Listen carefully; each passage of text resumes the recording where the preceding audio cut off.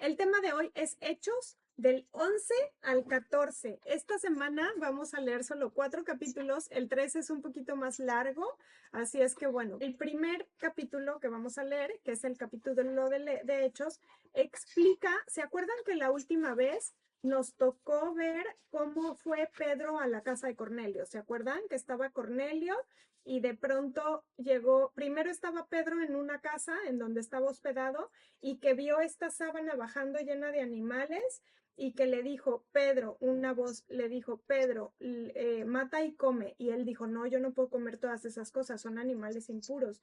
Y entonces que le dijo, no llames impuro lo que yo he hecho puro. ¿Se acuerdan? Y que por otro lado, Cornelio estaba en su casa y de pronto igual alguien llegó y le dijo, manda llamar a Pedro y ve y que te va a decir un mensaje muy importante para que sean salvos tú y tu familia. Entonces Cornelio se ve que se emocionó muchísimo porque pues no todos los días te habla un ángel. Entonces le habla a toda su familia y hace toda una reunión ahí en su casa.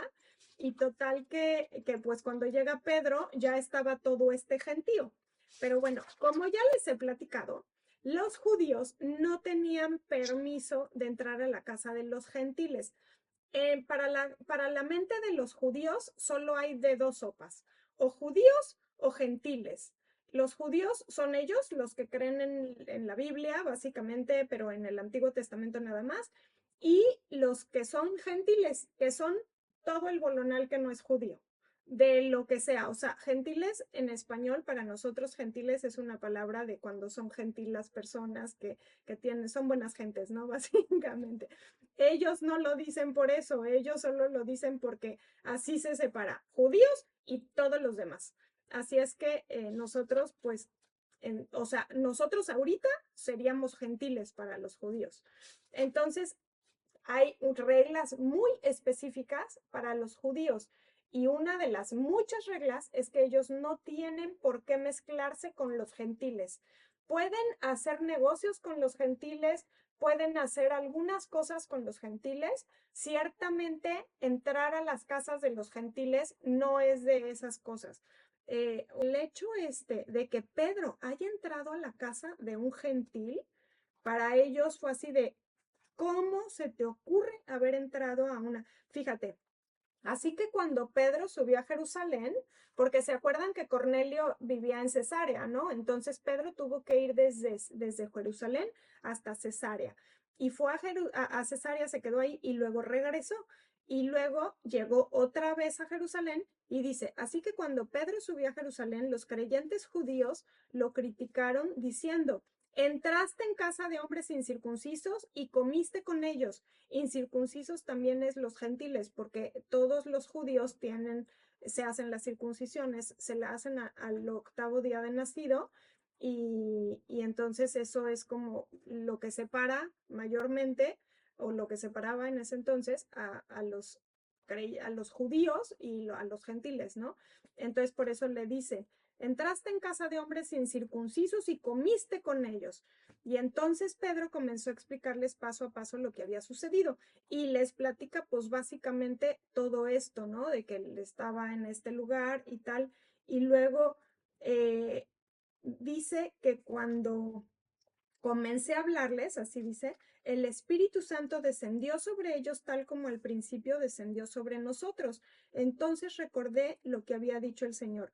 Juan bautizó con agua, pero ustedes serán bautizados con el Espíritu Santo.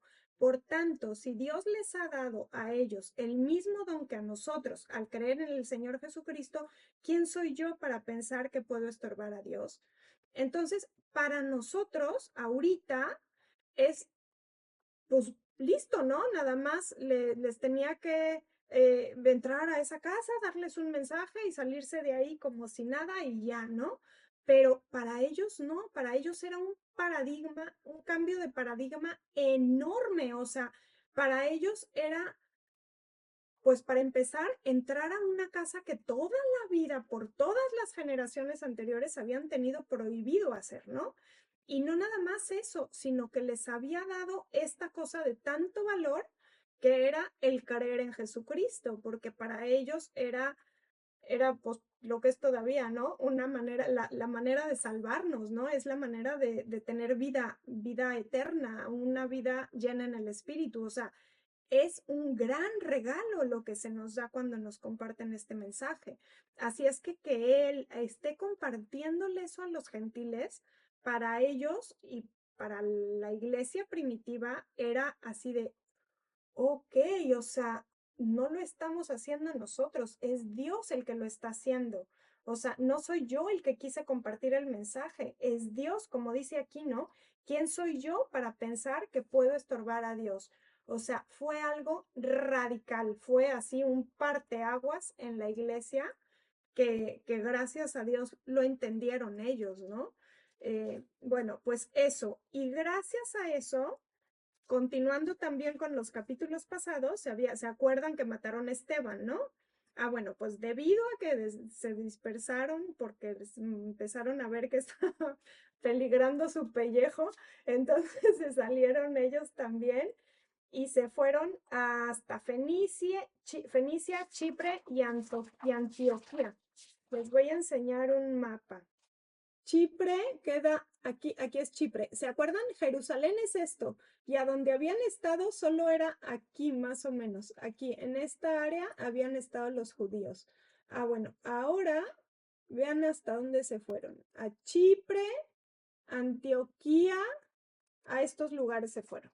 O sea, realmente se fueron ahora sí ya re lejos, re lejos. Y ahí empezaron a hacer, ¿no? Empezaron a hacer la primera iglesia, que fue en Antioquía. Antioquía hoy es Turquía, hoy es Turquía.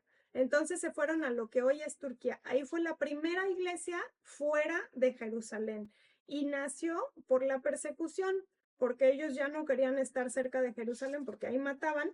Entonces llegaron a este lugar, pero pues ellos nunca habían ido ahí y no es así como ahorita que uno sabe cómo se vive en Turquía. Ellos no tenían ni la más remota idea y a la hora que llegaron, se dieron cuenta que era un centro multicultural donde había gente de todos los lugares. Está muy cerca de Siria, entonces también queda como en el límite, casi en la frontera de Turquía y Siria, pero estando en Turquía. Entonces hay sirios, turcos, o bueno, de Antioquía, había judíos, había no judíos, había griegos, había de todo, pero pues ellos se estaban viniendo con un corazón judío, donde estaban cuidando su judaísmo, tratando de no mezclarse. De pronto llegan a esta ciudad y ven que hay todo esto y ellos se impresionan porque para empezar, una cosa de que los separaba muchísimo es que ellos, como judíos, creían en un Dios, pero para todos los gentiles ellos, ahorita, el mundo en general, casi en todo el mundo se cree en un Dios, salvo en algunas religiones que creen en otras cosas, pero en general, mayoritariamente se cree en un Dios, en Dios, ¿no? Pero ellos, ¿no? Ellos creían en todos los dioses, muchos dioses, o sea, todos los gentiles eran politeístas. Entonces, para ellos era así como un mensaje muy diferente a lo que ellos estaban acostumbrados. Otra cosa es que cada ciudad tenía su propio dios protector, entonces eso también estaba como ellos se quedaban muy impresionados, ¿no? Bueno, entonces ahí pasó que, que llegó, estaban todo esto pasando en Antioquía y de pronto se empezó a correr la voz de que, oye, en Antioquía ya hay creyentes, un grupo de creyentes en Cristo y está grande. Y entonces dijeron, vamos a ver, ¿no? Vamos a ver qué está pasando, qué están haciendo allá. Y fue un señor, que pongan atención porque va a salir en muchas partes de la Biblia, que se llama Bernabé. Y dice, la noticia de estos sucesos llegó a oídos de la iglesia de Jerusalén y mandaron a Bernabé a Antioquía. O sea, básicamente a revisar, ¿no? ¿Qué estaban haciendo y todo esto? Pero bueno, era una persona que era muy líder dentro de lo que estaban pasando dentro de la primera iglesia. Era como alguien súper importante.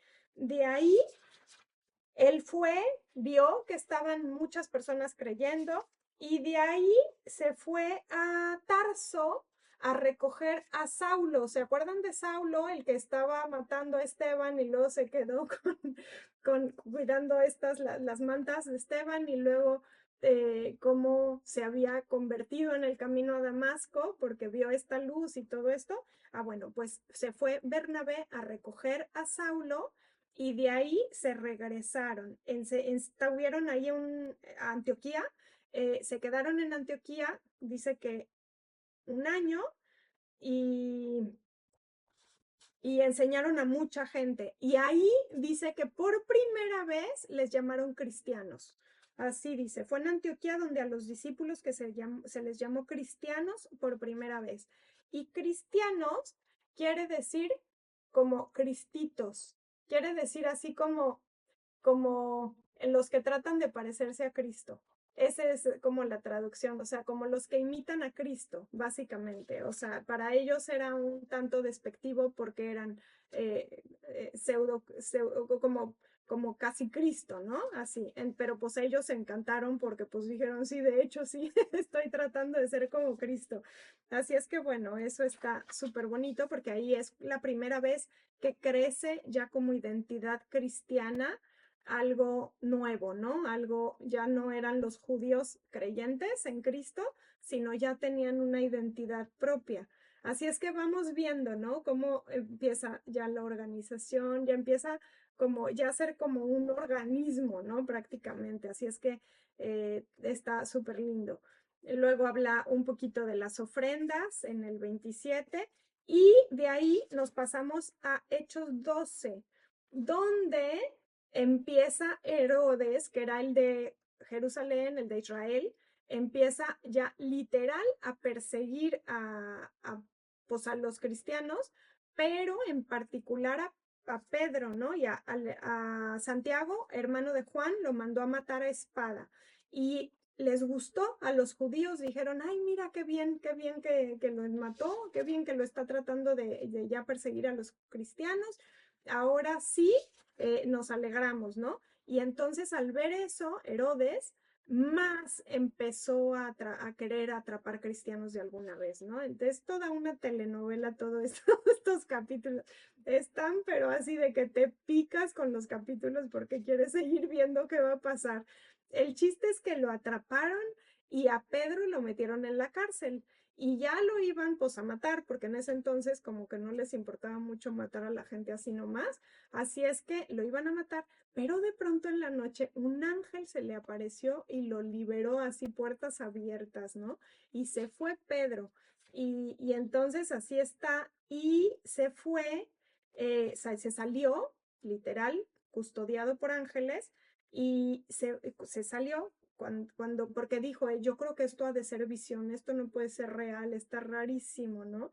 Y entonces, de pronto, ya que se ve afuera y ya en las calles y casas y todo, dijo, no, yo creo que esto sí es real. Y entonces dijo, ok, cuando cayó en cuenta de esto, o sea, de que sí había sido una realidad y no una visión, fue a casa de María, la madre de Juan, también llamado Marcos.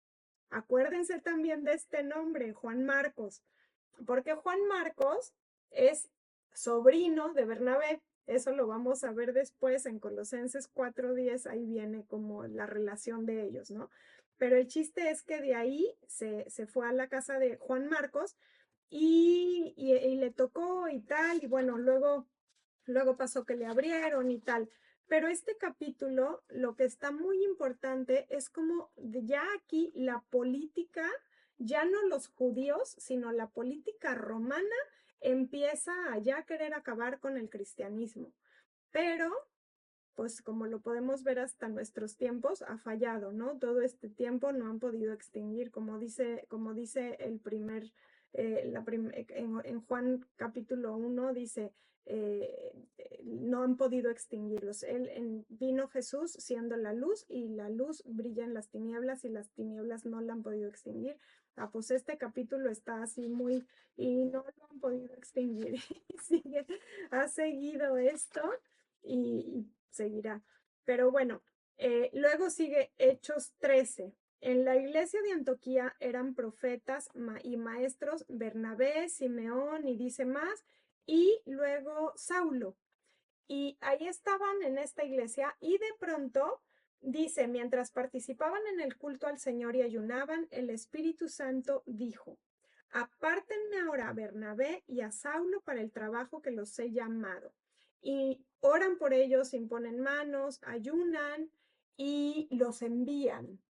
¿A dónde? Pues no sabían a dónde, pero solo ellos fueron a donde el Espíritu fuera diciendo. Fue este el primer viaje misionero. No estaban huyendo por persecución, estaban yendo porque el Espíritu Santo los estaba enviando, o sea, porque querían ir, ¿no? Ellos tenían esta disposición para hacer esto, pero fue el primer viaje misionero y, y fue muy, pero muy importante, súper importante. En este capítulo de Hechos, léanlo porque está súper bueno y básicamente aquí, como que decimos nosotros, ay, el primer viaje misionero, claro, van a viajar y van a ir a todos estos lugares. Aquí se los voy a volver a enseñar. Van a ir a todos estos lugares. Aquí están. Primer viaje misionero de Pablo. ¿Ya lo ven? Bueno, pues ya ahí está, ¿no? ¿Cómo se fueron? Bueno, para nosotros es, ay, qué padre, pues se fueron a un paseo y ha de haber estado sensacional. No, los viajes en ese entonces eran sin internet. No se, no se podía hacer reservaciones en ningún hotel. No había tantas facilidades como hay ahorita. No había aviones, por supuesto. Había algunos viajes en carro, pero pues jalado por caballos, o sea, uno no llegaba con la frescura que tiene un asientito, con el motor de un coche que va estable más o menos, con los caminos que hay ahorita, no allá, eran caminos empedrados, jalados por caballos, sí acaso lograban llevar con caballos, pero más bien era más fácil caminar porque, o en barco, obviamente, para llevar a Chipre, por ejemplo, que era una isla, entonces pues se tenían que ir así. Y bueno, así, o sea, es completamente diferente y me gustaría como tratar de ponernos en la posición de ellos. Ahorita nosotros vemos en Google Maps y nos aparece un mapa. Ellos no tenían los mapas así de bien. Dicen que los mapas son de los mapas que conocemos, es más, hasta hoy en día, vienen de acuerdo al tamaño de los países más poderosos, supuestamente. Por ejemplo, el otro día me estaban diciendo, no sé si sea verdad, pero que por ejemplo, en Australia el mapa viene al revés. O sea, el mapa que enseñan en las escuelas y así, que viene Australia arriba y Europa abajo. Porque cada quien, no sé si sea verdad, pero bueno, ahorita los mapas están bastante accurate, o sea, están como que ya sabemos más o menos, buscamos y están bastante fieles a lo que es en realidad, ¿no? Bueno, en ese entonces no, en ese entonces había mapas que depende quién había dibujado el mapa, estaba de determinado tamaño, o sea, ellos veían las cosas completamente diferentes, o sea, era peligroso también porque había animales venenosos o peligrosos, ellos no sabían, había robos, había pérdida, o sea, como que no era tan fácil y la gente no lo acostumbraba tanto como nosotros ahora, ¿no? Pero bueno, nosotros el otro día tratamos de ir precisamente a Turquía y dijimos, ay, viajemos como antes, era bien a gusto.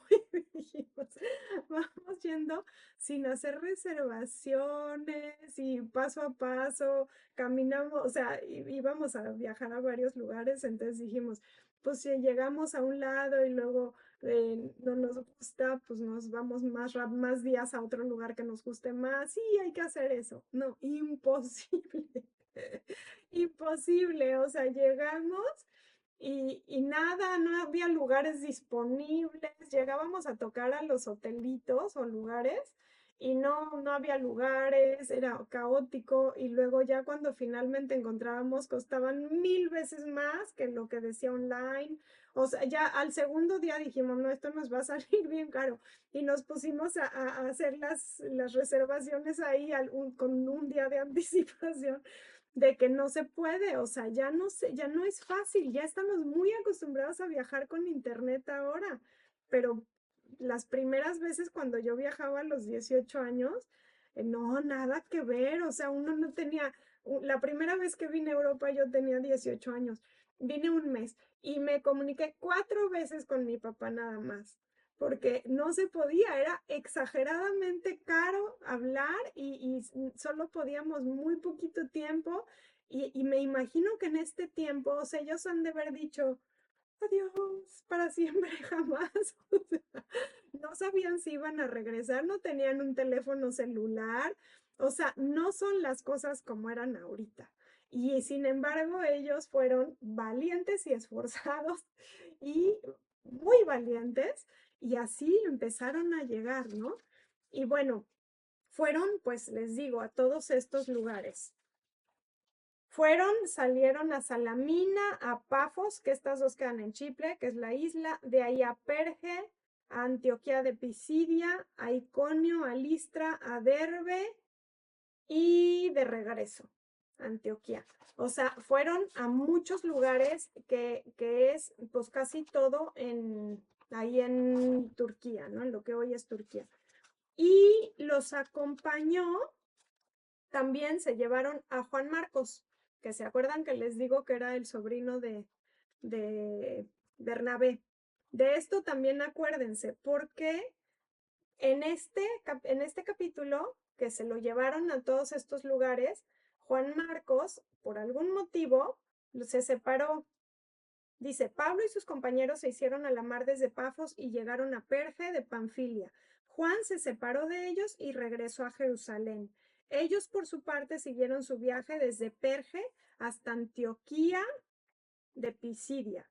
Y entonces, bueno, y de ahí, acuérdense esta vez, porque Juan se separó de ellos, o sea, los dejó ahí, ellos, Saulo se sintió abandonado y se enojó muchísimo, pero bueno, eso lo vamos a ver después. Pero sí es importante que se acuerden de este Juan Marcos que se separó de ellos y los dejó ahí. ¿Por qué? Porque sí se va a hacer un problema después.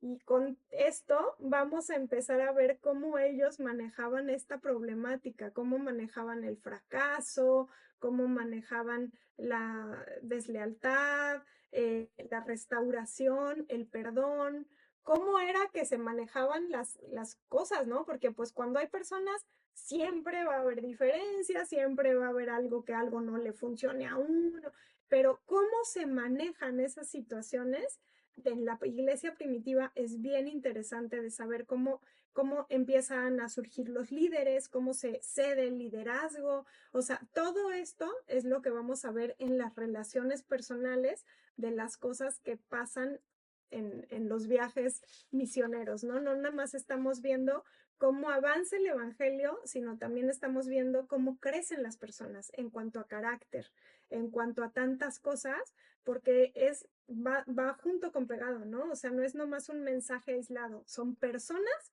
anunciando un mensaje. Y es lo mismo que nosotros, o sea, nosotros estamos llamados primero nosotros a crecer también en carácter, en fuerza, con los frutos del Espíritu, como dice la Biblia tan importante, y compartiendo el mensaje.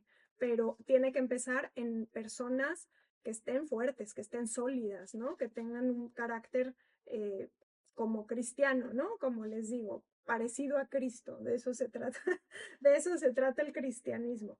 Bueno, pues total que de ahí se va Pablo. Ah, también otra cosa, en el versículo 9 de Hechos 13 dice, entonces Saulo, o sea, Pablo, lleno del Espíritu, ya ven que en la Biblia cambian muchos nombres. Ah, bueno, pues a Saulo lo renombran Pablo. Y a partir de aquí ya no le van a decir Pablo, ya no le van a decir Saulo, sino Pablo. Entonces, de Saulo a Pablo de Tarso. Es la misma persona. Pero bueno, de ahí vemos cómo de pronto le dijeron, al terminar la lectura, ellos siempre iban a las sinagogas primero. De las sinagogas ya se iban con los gentiles, pero siempre les daban oportunidad primero a los judíos. Y dice, el sábado entraron en la sinagoga y se sentaron. Al terminar la lectura de la ley y los profetas, los jefes de la sinagoga mandaron a decirles, hermanos, si tienen algún mensaje de aliento para el pueblo, hablen. Y entonces Pablo se puso de pie, hizo una señal con la mano y dijo, escúchenme israelitas y ustedes, los no judíos temerosos de Dios. O sea, ya abriendo literalmente el mensaje a todos, ¿no? Y les empieza a explicar otra vez desde el Antiguo Testamento, cosas que pasaron con David, antes, o sea, empieza desde mucho tiempo antes para ponerles el contexto y terminar como en el clímax, ¿no? Donde dice, por tanto, hermanos, sepan que por medio de Jesús se les anuncia el perdón de los pecados. Ustedes no pudieron ser justificados de estos pecados por la ley de Moisés, pero todo el que cree es justificado por medio de Jesús. Tengan cuidado y ya les continúa, pero básicamente ese es el clímax. No se puede ser justificado por la ley, pero aquí Jesús nos trae esta nueva justificación. Y justificación es esta palabra que a nosotros como justificados, ¿de qué va eso, no? ¿Qué quiere decir? Pero yo creo que la manera más fácil de entenderlo, nosotros como mexicanos, que seguramente en sus escuelas, igual que en la mía, cuando íbamos al doctor o cuando teníamos alguna cosa, nos daban un justificante que era para justificar que no hubiéramos ido a la escuela ese día, ¿no? Y entonces sí nos hacían el examen que se nos había atrasado por culpa de no haber ido a la escuela. Bueno, pues básicamente esa es el tipo de justificación a que se refiere. O sea, nos está justificando, está diciendo, sí es verdad que cometió pecados, pero no los consideren pecados, sino consideren justos, justificados por medio de Jesús. Jesús es quien les va a dar la justificación.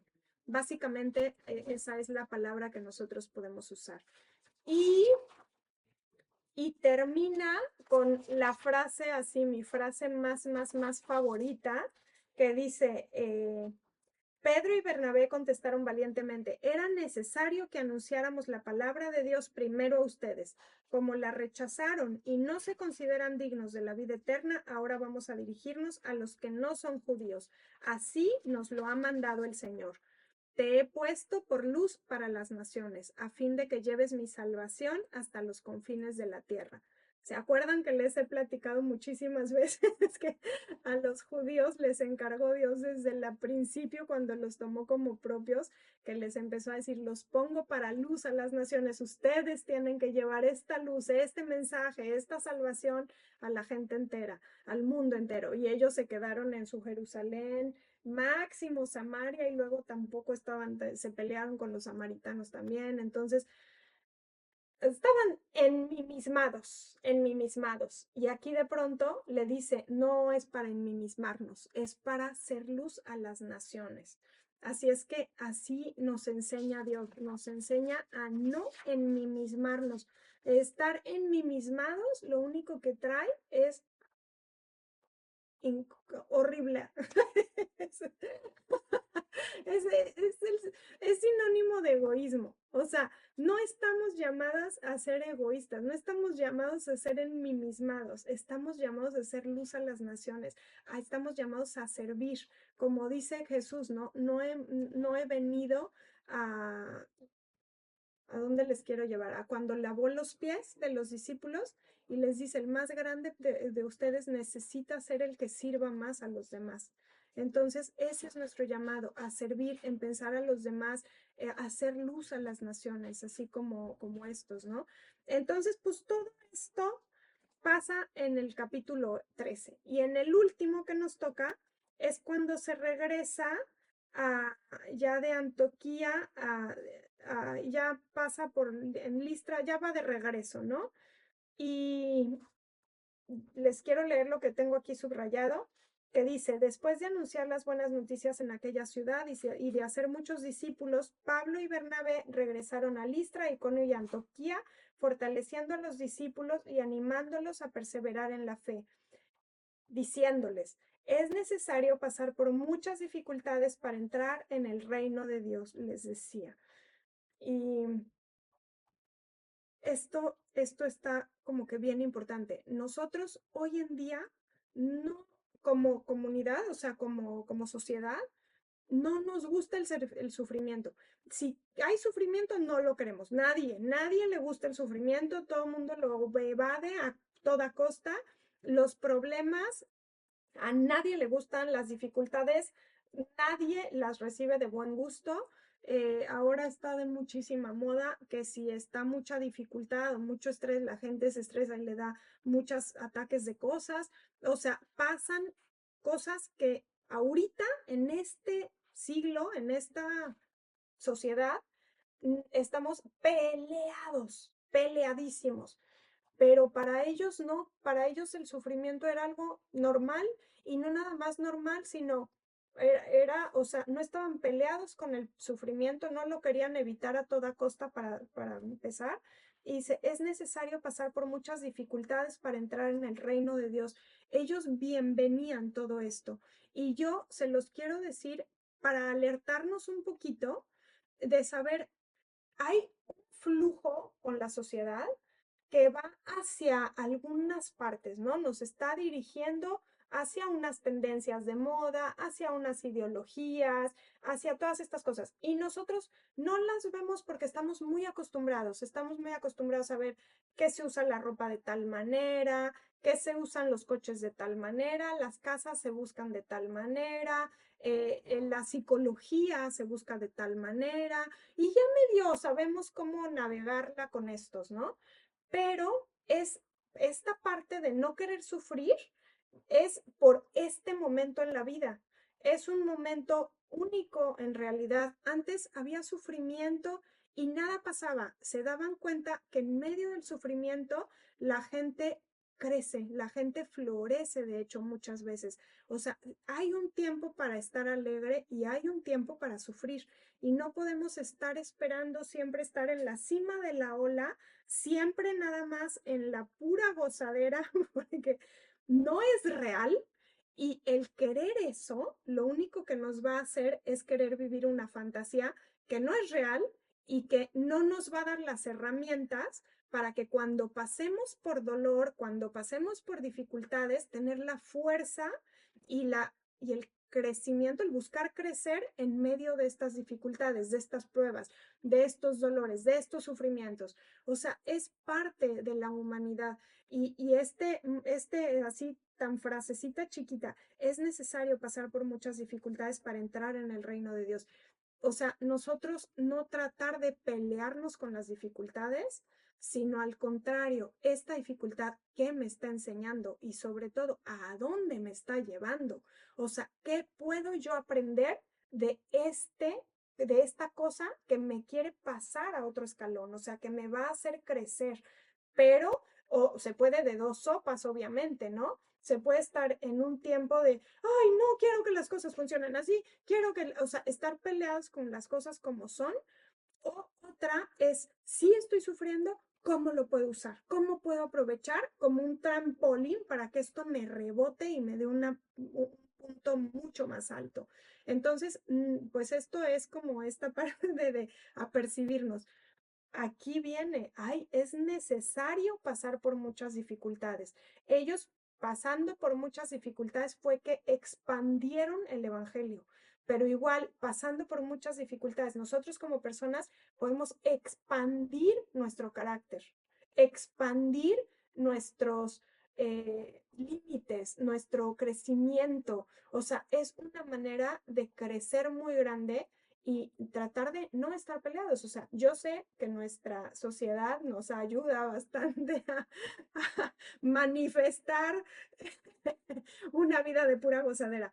No es real y no es justo que no valoremos las dificultades. No es justo que las queramos desaparecer. No es justo porque por algo son, ¿no? Como dice, Es necesario pasar por muchas dificultades para entrar en el reino de Dios.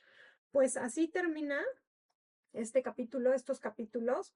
Y bueno, como vemos, ¿no? Aquí es expander, crecer, no pasa en el en lo cómodo, pasa en, en las dificultades, en la oposición, en lo complicado. Así es como podemos usarlo para crecer. Pues este es el tema. Este es el tema de hoy. ¿Y qué les parece? Está buenísimo, ¿verdad?